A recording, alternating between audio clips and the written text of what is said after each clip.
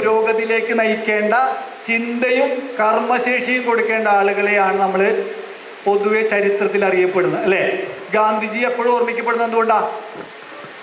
അംബേദ്കർ ഓർമ്മിക്കപ്പെടുന്നത് എന്തുകൊണ്ടാണ്? അതുപോലെ ചരിത്രത്തിലുള്ള പല ആളുകളെ ഓർമ്മിക്കപ്പെടുന്നത് അവരുടെ ജീവിതത്തിൽ അവർ ചിന്താപരമായും കർമ്മപരമായും അവരുടെ അവകാശങ്ങളോടൊപ്പം തന്നെ കർമ്മങ്ങളും ഉത്തരവാദിത്തങ്ങളും കൃത്യമായി ചെയ്തു എന്നുള്ളതാണ്.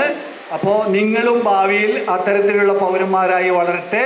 എപ്പോഴും സൗന്ദര്യം ഉള്ളിലുണ്ടാവുകയും അത് ഉറക്കെ വിളിച്ചു പറയാൻ കഴിയുമ്പോഴാണ് നമുക്ക് മറ്റുള്ളവൻ്റെ സൗന്ദര്യം ആവോളം ആസ്വദിക്കാൻ കഴിയുള്ളൂ. അതുകൊണ്ട് തന്നെ ആദ്യമുണ്ടാകേണ്ടത് നമുക്ക് സ്വന്തമായിട്ടുള്ള ഒരു കോൺഫിഡൻസ് ആണ് വേണ്ടത്. ഞാൻ നല്ലവനാണ്, ഞാനാണ് ഈ ലോകത്തെ ഏറ്റവും മനോഹരമായ സൃഷ്ടി എന്നുള്ള ബോധ്യമുണ്ടെങ്കിലാണ് മറ്റുള്ള മനോഹാരിതകളൊക്കെ നമുക്ക് ആസ്വദിക്കാൻ കഴിയുള്ളൂ. അങ്ങനെ ആസ്വദിക്കാൻ കഴിയുള്ളവരാകട്ടെ എന്ന് മാത്രം പ്രാർത്ഥിച്ചുകൊണ്ട് ആശംസിച്ചുകൊണ്ട് നിർത്തുന്നു. Jai Hind. A wonderful day.